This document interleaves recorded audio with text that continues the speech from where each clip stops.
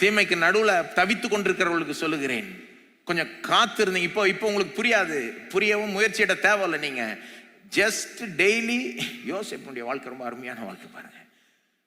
எல்லா தீமையின் மத்தியிலும் எல்லா பாடின் மத்தியிலும் டெய்லி நம்பிக்கையோட அந்த மனுஷன் வாழ்ந்த மாதிரி எனக்கு தெரியுது. நாமும் அப்படிதான் இருக்கணும். எப்படி இருக்கணும்? ஒவ்வொரு நாளும் நம்பி நம்பி சிம்பிளான காரியங்களை பண்ணணும். அவ்வளவுதான்.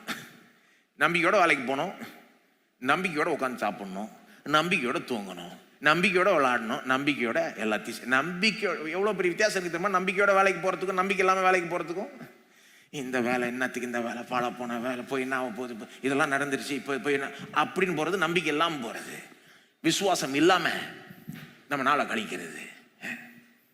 நம்பிக்கையோட வேலைக்கு போடுறப்போ என் காலமும் வரும், நான் போய் இந்த வேலையை முழு மூச்சோட, முழு பலத்தோட, முழு இதயத்தோட செய்கிறேன். கடவுள் கொடுத்த வேலை என்ன இருந்தாலும், என்ன கஷ்டமாக இருந்தாலும், இது அட்லீஸ்ட் கொடுத்துருக்காருல்ல, ஆகவே நான் செய்கிறேன். என் காலம் வரப்போதில்லை, எல்லாம் தீமையை நன்மையாக திரும்ப போதில்லன்னு செய்கிறீங்க. உட்காந்து சாப்பிட்றப்பவும் யோசேப்பு அப்படிதான் வாழ்ந்துருப்பாருங்க.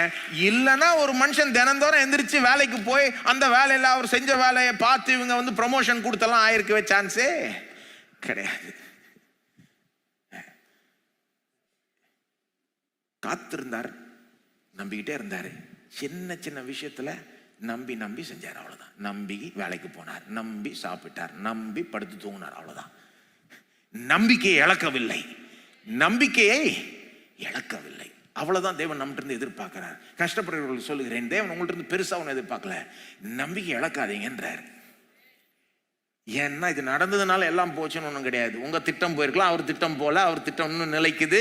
அவர் உங்களுக்காக நல்ல முடிவை வைத்திருக்கிறார். இந்த தீமையை நன்மையாய் திருப்புவார். நம்பிக்கை இழக்காதீங்க. சின்ன சின்ன விஷயங்கள்ல உங்க நம்பிக்கை காமிங்க. அவ்வளவுதான். ஒன்றும் பெருசா ஒன்றும் பண்ண தேவையில்லை. உங்க காலம் வரும், உங்களுக்கு திருப்ப முனை வரும்.